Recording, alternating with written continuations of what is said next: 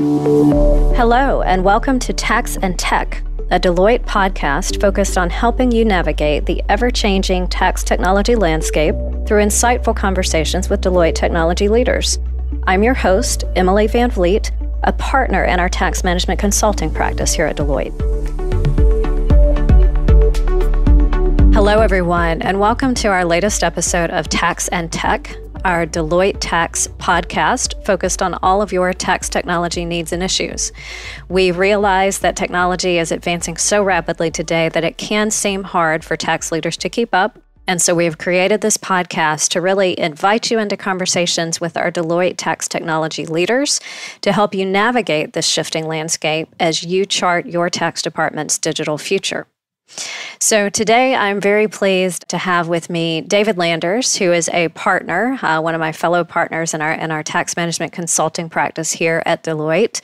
And David has done many things within the firm across his career here, but his current role is leading our practice focused on our myInsight Client Edition hosted tax portal platform for tax departments.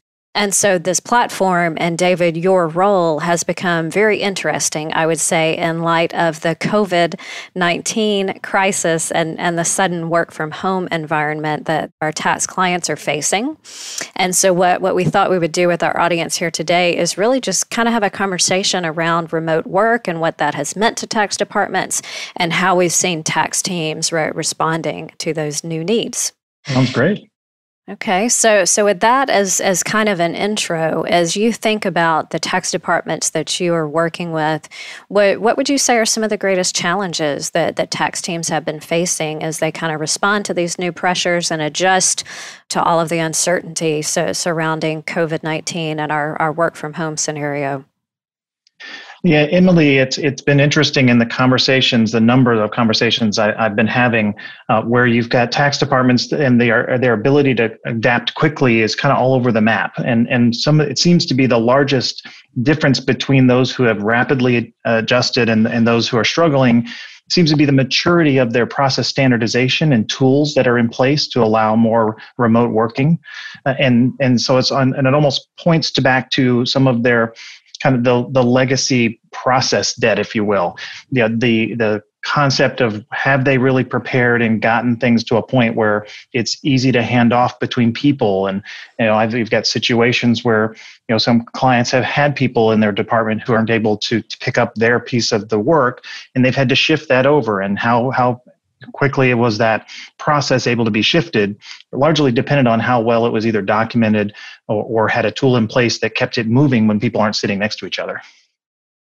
Yeah, and I like that concept of legacy process debt, David, and maybe it would make sense to unpack that for our listeners a little bit. And in my mind, that means some departments have already invested a lot in process and technology, right? They've already done a lot of standardization, have already implemented, probably traditional tax technology platforms and maybe even some of the newer emerging technologies like data wrangling and analytics.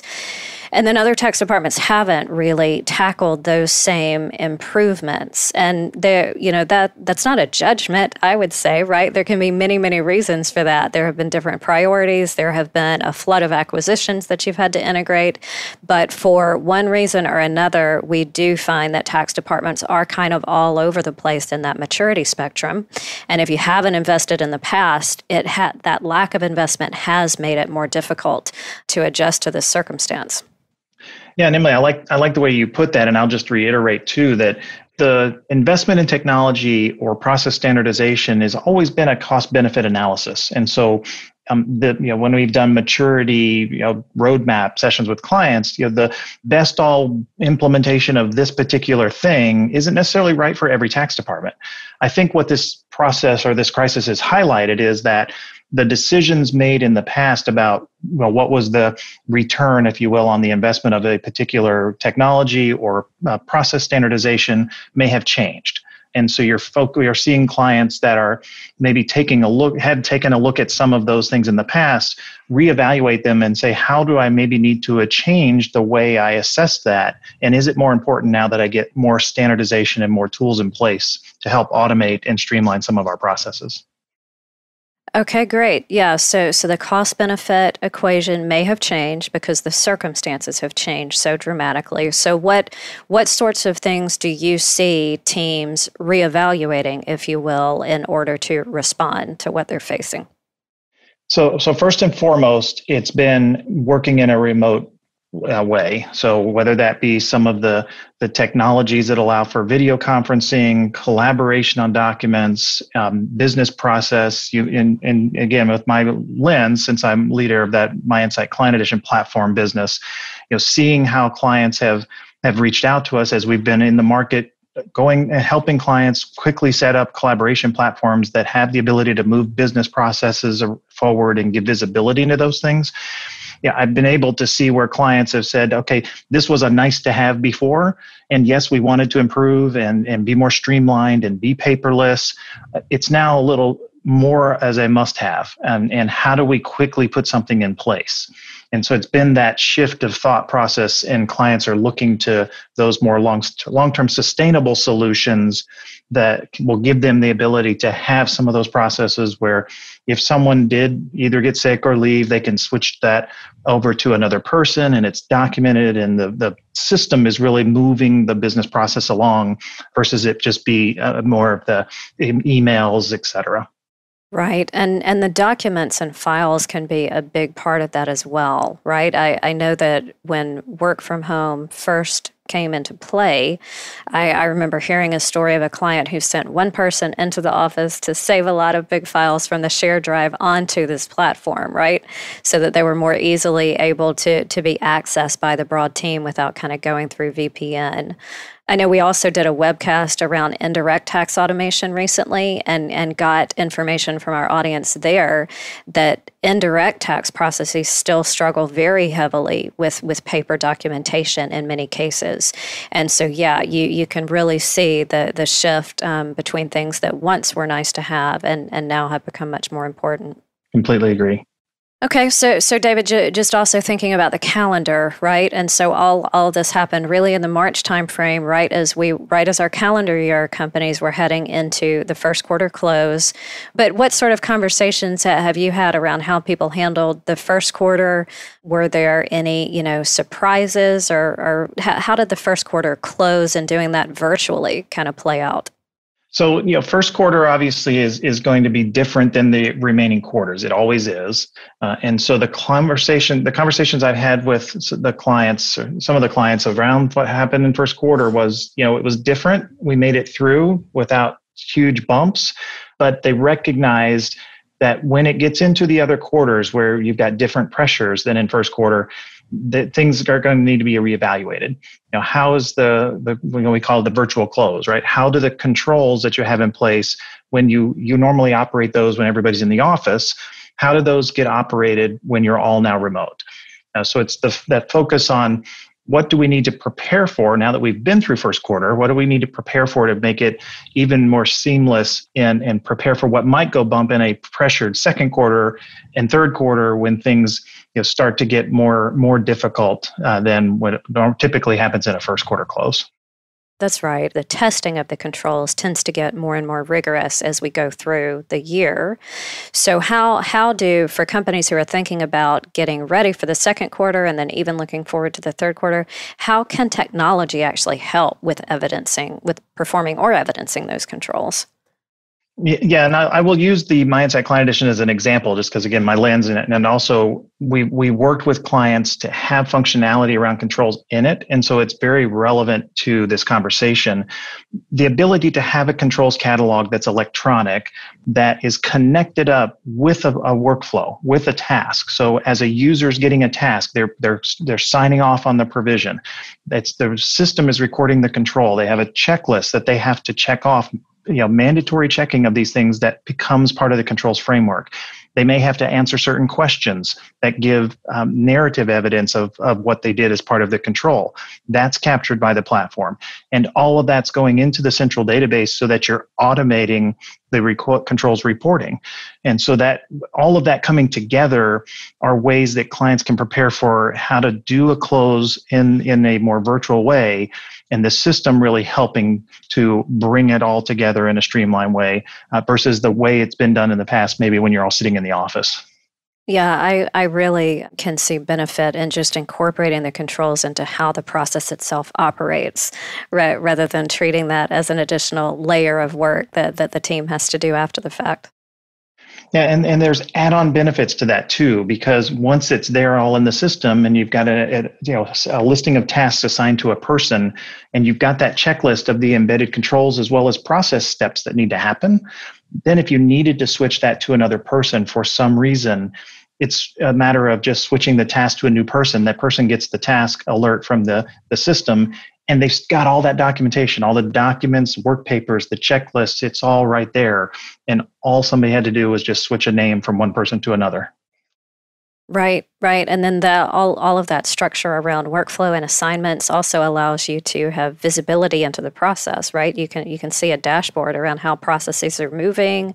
Is someone overloaded? Do you need to consider, proactively reassigning some things, right?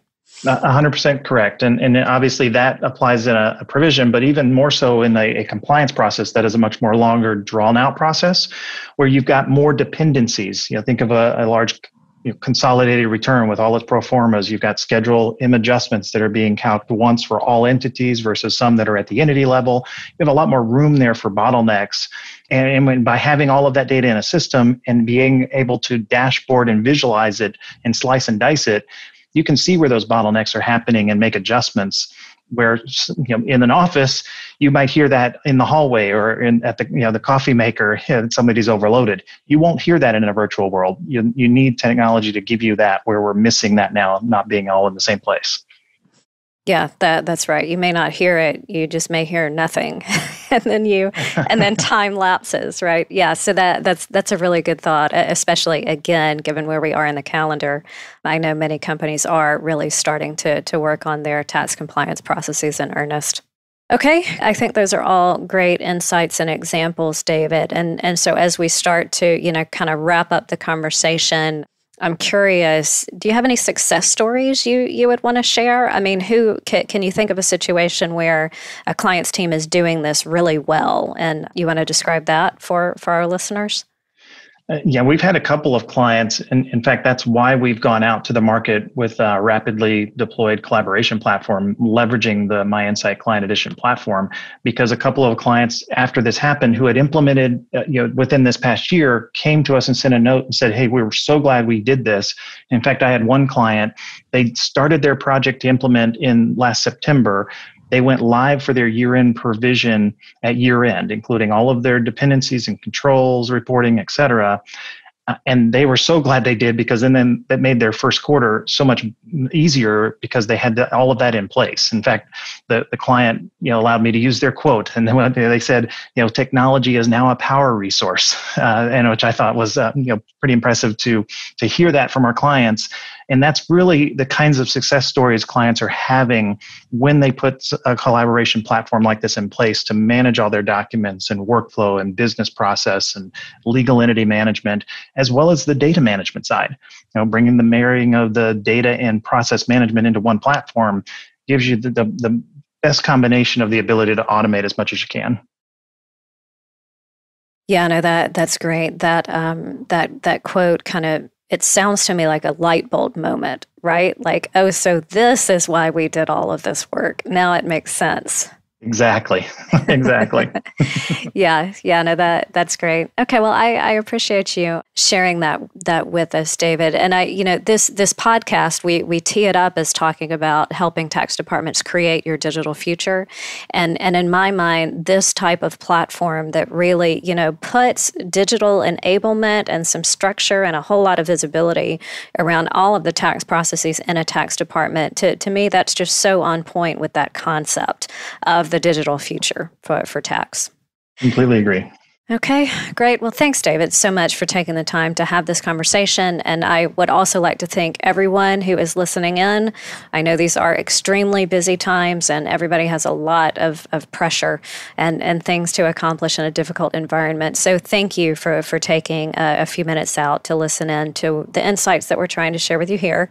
I do, of course, encourage you to subscribe to our podcast if you're not already doing that so that you don't miss any of our episodes. We do have much more planned for you in the coming months as we continue to kind of think about what sorts of technology knowledge and insights can we share to help you based on where you are in your tax life cycle in this challenging calendar year. So until next time, a very big thank you to everyone listening. I do hope you'll join us again as we continue to chart the tax department's digital future on another episode of Tax and Tech. Thank you so much.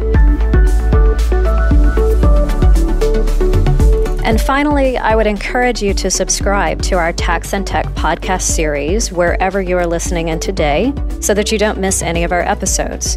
We have episodes coming up around cloud ERP systems, tax technology updates related to U.S. tax reform, and many other timely topics connected to tax technology.